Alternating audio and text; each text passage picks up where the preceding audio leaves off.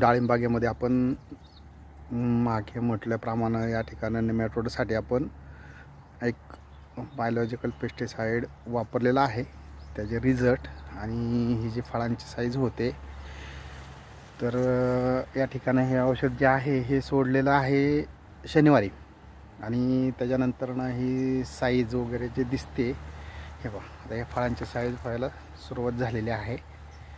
आणि ही जी सेटिंग आहे ही झाडामध्ये तुम्हाला दिसून येत असेल. हे बघा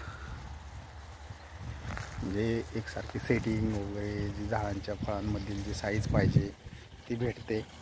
सगळ्यात महत्त्वाचं म्हणजे रिझल्ट आपण सांगितलेलं आहे 15 दिवसांनी प्रॉपर तुम्हाला जे चेंजेस दिसतील. परंतु आपण आज या ठिकाणी व्हिजिट दिल्यानंतरनं हे जे काही चेंजेस दिसत आहेत, फळांमध्ये साईज होण्याची सुरुवात झालेली आहे. या अशा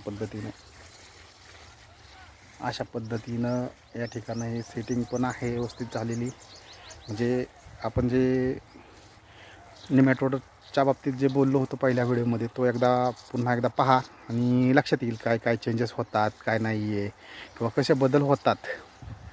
यासाठी आपण जे म्हटलेलं आहे त्यावरती काम करतो आहे.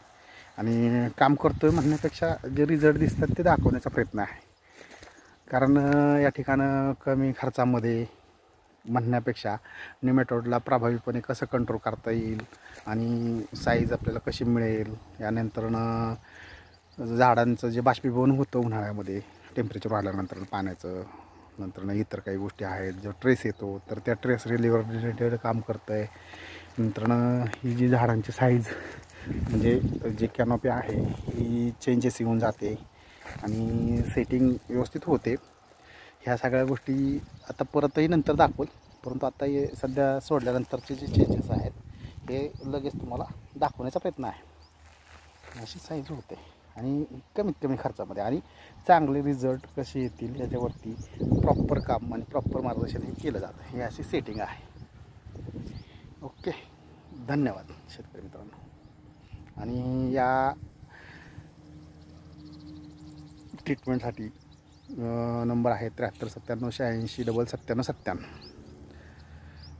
नक्कीच नेमॅटोडचा बागेमधील प्रादुर्भाव असेल किंवा इतर काय असेल आणि त्याचबरोबर नेमॅटोडपासून बागेचं संरक्षण करायचं असेल तर निश्चितच संपर्क करा. आपण मार्गदर्शन करतो. आणि हे पहा, हे अशा पद्धतीने सेटिंग आहे.